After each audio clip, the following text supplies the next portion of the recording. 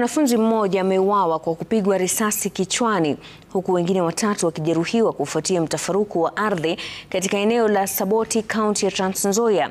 Zogo hili la punde kati ya wanakijiji na maafisa wa shirika la huduma za misitu linahusu ardhi ya ekari 600 katika eneo la Eksoronzo, eneo bunge la Saboti. Collins Shitibai na mengi zaidi. Ni nyuso za huzuni hapa baada ya kumpoteza mpendwa wao.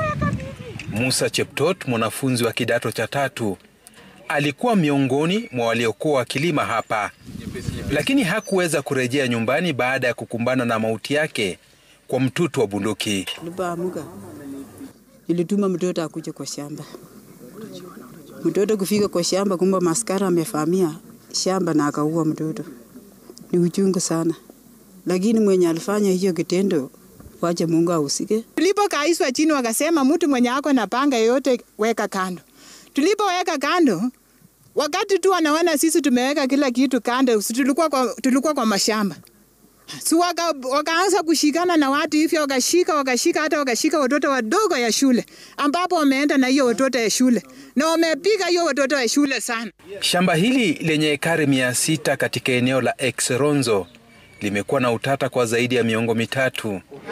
Serikali ikishikilia kuwa ni shamba la shirika la misitu, huku wenyeji wakidai kuwa walinunua na wanastakabadhi ya umiliki. Wakakuja kazi yao ni kurusha marisasi. Kutufurusha kutoka wapi? Kwa shamba ambaye tulinunua kihalali na tuliwapa stakabadhi zote. Na niombe kwa heshima kubwa gavana wetu, alipokuwa RC nilipeleka hao wazee wa hii shamba mpaka kule Nakuru, na kwamba alikuwa ameanza kutatua mambo ya hii shamba. Kwa hivyo ningeomba pia gavana kwa heshima kubwa aingilie ndani, kwa sababu mahali imeenda, there is a lot of tension katika sehemu hii because tumepoteza watu. Wakazi wakitaka uchunguzi wa kina wa mauaji wa mwanafunzi huyo na afisa aliyehusika kuchukuliwa hatua. Na vile ningependa kuomba IPOA waingilie kati. Yule polisi ama yule afisa ambaye alimpiga risasi yule mtoto achukuliwe hatua za kisheria. Hata hivyo, polisi wanasema wanakijiji hao walikuwa wamejihami kwa rungu na panga na walitishia maisha ya maafisa ambao walikuwa wanalinda ardhi ya misitu. Ni mzozo ambao umekuwepo kwa zaidi ya mwongo mmoja unusu, huku wakazi wa eneo hili sasa wakiitaka serikali kutafuta suluhu ya kudumu.